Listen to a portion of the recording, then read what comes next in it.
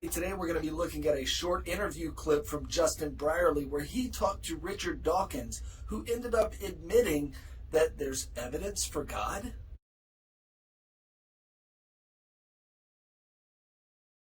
And that, I believe that's a very profound.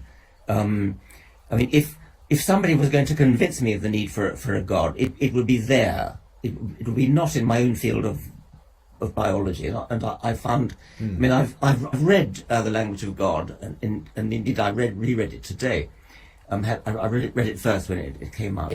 when you come on later to the origin of the physical constants, now that's getting warm. That's getting close to a good argument. Unlike the morality one. Well, is that mainly because it is essentially a scientific argument? No. That's obviously it's the more area difficult than you're that. happiest with. It's that the physical constants, things like the speed of light, gravitational constant, and strong and weak force and things.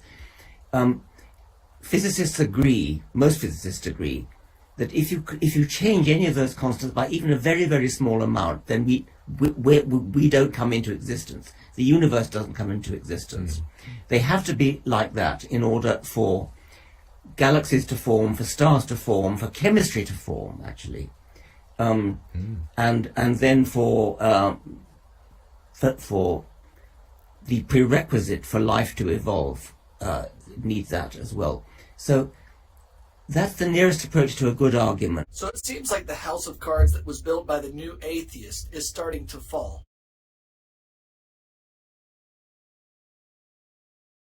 That's the nearest approach to a good argument. By the way, I want to be very careful about this because I once said that, I'm not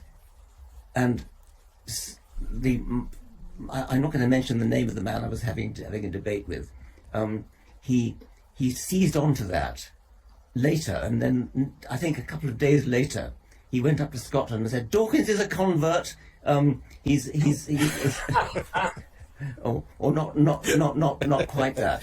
I think you gave an inch and he took a mile. Exactly. Yes. I think what you were coming to, Richard, is why you still think this is, you're still essentially pointing to a gap and filling it with God. Is that your problem because with this? All you're doing is pushing it back a stage, and you've still got to explain God. Right. You're saying we need an explanation for the fine-tuning, and so we postulate a fine-tuner, but you haven't explained anything. I mean, you simply invented. Okay. You've magicked away the problem. So it seems like the house of cards that was built by the new atheist is starting to fall. You might convince somebody like me to be a deist, but then you suddenly say, okay, well, because of... he's converted! Did you hear that? Right here. because of the fine-tuning argument. But then suddenly, okay, then we get Jesus Christ, and then we get crucifixion, then we get resurrection, we get virgin birth. That's nothing to do with it. I mean, that's a positively dishonest way of smuggling in what you really want. Well, not you, but I mean what some Christians really want, which is to bring in Jesus or Allah and Muhammad or Buddha, whatever it is. You cannot do that. I mean, you've got either you're going to stick with a fine-tuning argument, which is a good argument, or you've got to produce a really good argument for Jesus. But don't think that because you've convince somebody by the fine-tuning argument to be a deist, that therefore he's then got to believe in Jesus.